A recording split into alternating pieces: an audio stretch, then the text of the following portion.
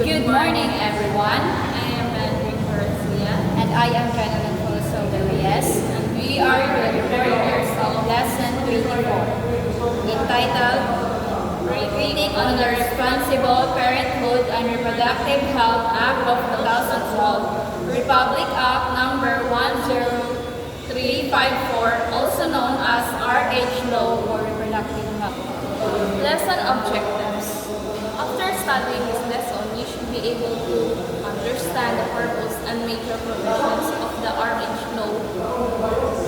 2 is identify its positive and negative effects on society. Develop a personal stand regarding reproductive health and responsible parenting. Background of rationality. The reproductive health or RH Law, also known as RA 10354, was enacted in 2012. So, ang kaning RH Law or reproductive health or also known as RA 10354 is nakano siya nga balaod pag 2012 and aims to provide universal access to reproductive health information and services, especially for families.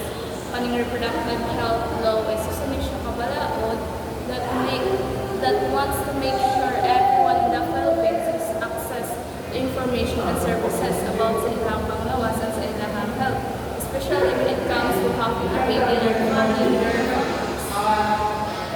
Then, 6, to reduce maternal deaths, promote responsible parenthood, and ensure informed family planning process.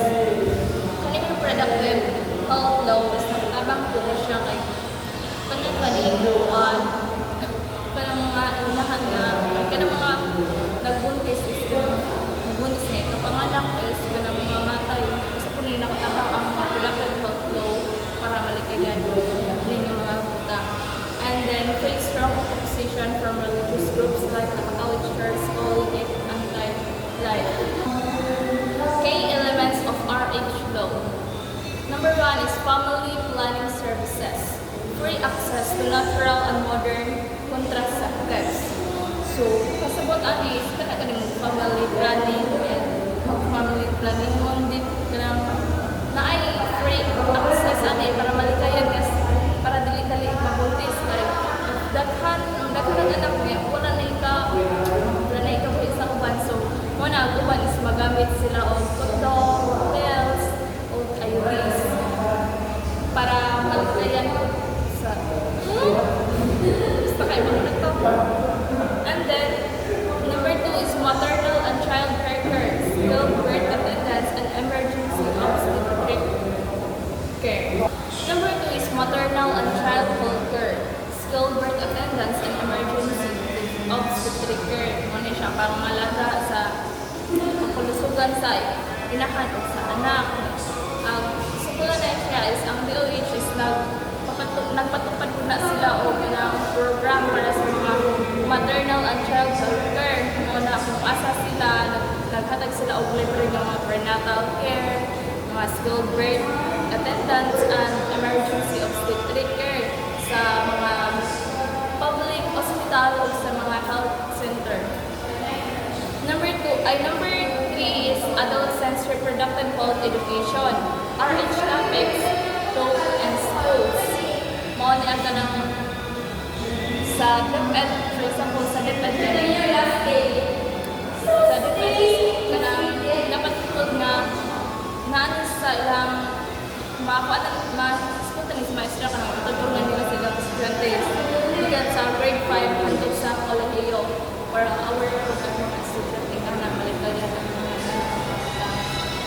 Number 4, HIV/AIDS and STI prevention, education and counseling programs. For example, ang DOH is nagpatupad po sila programs about sa HIV and AIDS and at STI prevent para sa kapilaan na ka ng kuan ka ng magpa-HIV testing sila ng anak para na makuan na naman siya HIV manibawan para kung malikayan sa uwan kasi makaon niya o magpatakot. Number 5 is treatment of reproductive health conditions, cancer, infertility, and post-abortion care. Mga DOH na kung na sila program para sa pagtambal sa na kay cancer, infertility, at post-abortion care. Matambal. Number 6 is male involvement. Encourages shared responsibilities and family planning. Mga male is di kuan sila mga appeal sa tagaan sila edukasyon, kuan sila edukasyon about anang mga family planning ang encourage sila, persuade sila para mag-attend sa mga programs, seminars para makabaw sila sa ilang responsibility. Sa example is barangay health center distribute free contraceptives and provide counseling for couples. Mga contraceptives, mga pills, mga kondom nga na para sa mga couples kay aron pagpaplikay sa para gaya ng pagbuntis kay sa panahon karon is dapat selling provision, hospital must provide emergency obstetric and family planning services. For example, niya ka ng nabuntis niya, minahanglan ka ng short lang yung kay komplikado ang pagbuntis mo na, obligado ang hospital na gaan siya o serbisyo ang obligado. And then, contraceptives are considered essential medicine. Contraceptives is like atong ako ang giingon ganina nga kanang contraceptives kamo na apilaan na kanang mga kuan, kanang mga IUDs, condom, pills, daghan pa mga tambal-tambal ni ingon nila ni palitan ng palitan na wala na siya sa contraceptives. Employers cannot deny employees access to RH services. And teacher must integrate RH education in their curriculum.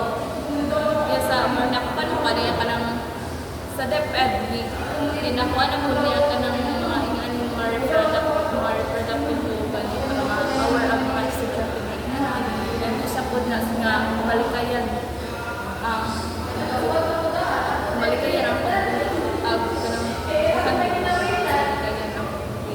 local governments unit or LGUs should allocate funds for RH programs. So mga na ang mga LGU, mga local governments, mga LGUs is naglaki na sila pundo para sa kanang may mga tasilag mga contraceptives like ang ating nagimon para sa mga para man kaya nila kanang mga buntis sila na kay Prohibited acts, it means that these are the things that are not allowed under the law, including withholding RH information or services. This means this is hiding information. Mo ni siya ang pinaka-prohibited acts nga dili allowed sa law, ang pag-refuse o gatag og information about sa reproductive health. Next is forcing anyone to use contraception or sterilization. It means it is forcing decision. No one can force you to use contraception or get sterilized. Examples is kanang kuan.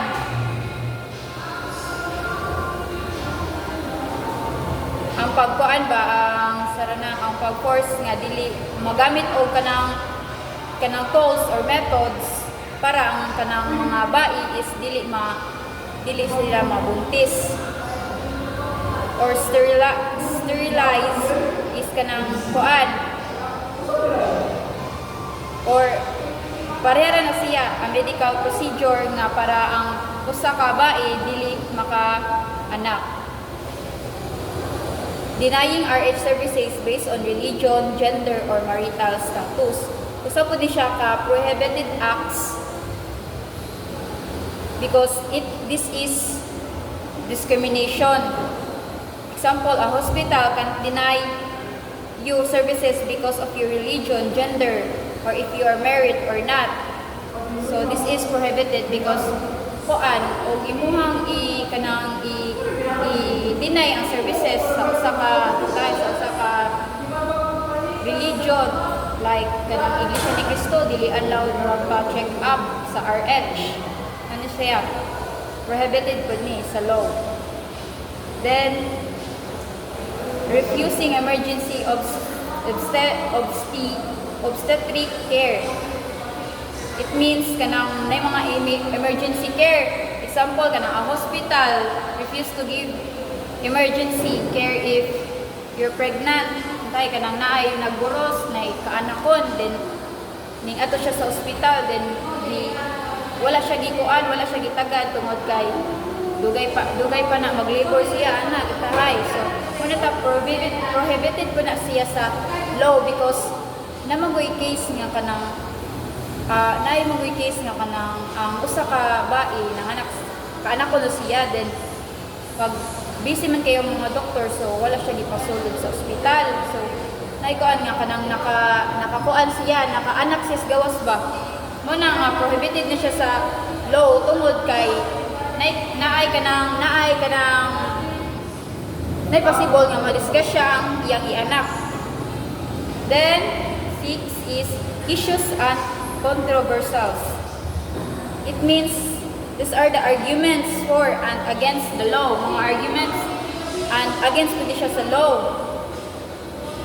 Supporters say it promotes informed choice, women's empowerment, and health equality. So mapuni siya ang usa sa mga issue nga they say the law helps people make informed choices, empowers women, and promotes equality. And opponents argue it promotes abortion and promiscuity.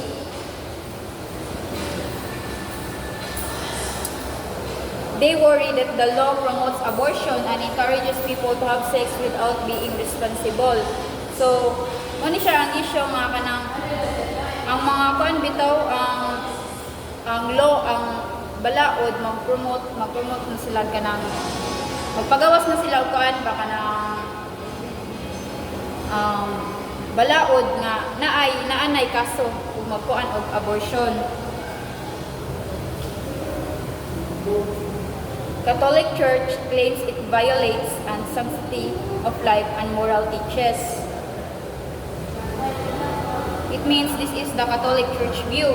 The Church says the law goes against the religious beliefs about the sanctity of their life. Kanang kuan ang kaning makuan sila nga ang ilang religion is kanang i-against sa law sa katuang nasod. Then temporarily halted by Supreme Court or TRO 2015 but later reinstated. Open ni siya ang mga issue, di kanang mga legal challenges. The law was stopped temporarily by the Supreme Court but it was later allowed to continue. So ang kaan nga kanang naay posibilidad nga ma-stop, ma-temporary stop ang sa kabalaod but later di-continue. Then number 7, essence and impact. Kung ano po siya mga impact, essence. It means that explains the main mga purpose o effect sa law. Mani siya ang kanang paan, kanang murag naay mani siya ang kanang consequences sa mga law nga gipatupad. Promotes responsible parenthood and informed choice for all couples. So it means this is a responsible parenthood. The law encourages couples to plan their families responsibly and make informed choices.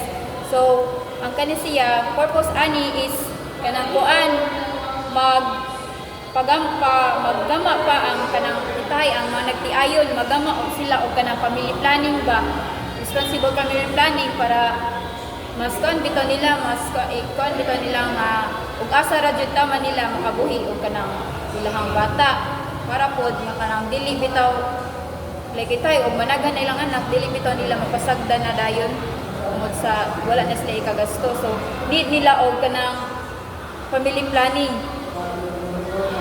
Then ensures access to RH care regardless of religion or income. So access care Examples, everyone should have access to reproductive health care no matter the religion or how much money they have. So mani siya ang purpose ug impact nga para ang uban maka-access, maka-adto sa RHU ana sila, maka-benefit sila ba, makakuan sila og services nga tarong regard sa ilahang religion or sa ilang culture. Nakintay og kanang indigenous ka, kanang badyaw kintahay ka, then ning-adto ka kanang RH tungod kay mga anak ka. So pwede gyapon maka-access bisan man tuod og kanang ing-ana ang sitwasyon. Then supports the goal of reducing poverty through family planning. Family planning can help reduce poverty by allowing families to have only the number of the children they can support. So muna to sa akong giingon nga need og kanang family planning ba, na purpose nga family planning para kanang ma-reduce ang poverty, ang kapobrehon sa tao, ana para dili magkalisod bitaw og buhi sa mga bata. Then example, a couple freely decides the number and spacing of their children through accessible family planning options. So kung sa akong giingon nga ang managtiayon pwede maka-decide og pila ka buok ilahang gusto nga kanang anak o pila ra pod kanang kuan ba pila ra pod sa makaya nila nga makabuhi. Ano siya, family planning. 8 summary na siya kanang kuan usa ka law gitawag RA 1035 also known as RH Law of 2012 or Reproductive Health. Ang purpose ani nga kanang nga law is promote reproductive health and responsible parenthood. So para ma-improve ang reproductive health o ma-encourage ang mga kanang mga minyo or mga parenting nga mahimo silang responsible sa ilahang kanang kuan, sa ilang pagalingon para ma-reduce bitaw, mabawasan ang ato ang kapobrehon. Tama sila family planning. Then ang beneficiaries, women, men, and youth, especially the poor, ang maka-benefit sa ani kanitanan, including sa dili lang kay sa kanang mga anak, kundi sa mga laki pod o sa mga young people, especially sa mga teenager na kanang naburos na. Then especially pod sa mga pobre, parihan nato. Then opposition or kanang kuan who is against it. Catholic Church or pro-life programs ay pro-life groups. Sa Catholic Church and pro-life groups, so kuan bisan man to unsa nga religion or kanang unsa nga culture nimo, pwede gihapon ka maka-access gihapon ka sa ilahang sa benefits sa kaning law. So ang core principle ani or main ideas ani is to inform choice, equality, and family well-being para pod na ay equality ba or fair or kanang naay family kanang para magkahiusa bitaw ang tanan din ay kanang equal pod ang treatment sa ato ang kuan, sa atong balaod nga gipakuan. So maura to. So that's all everyone.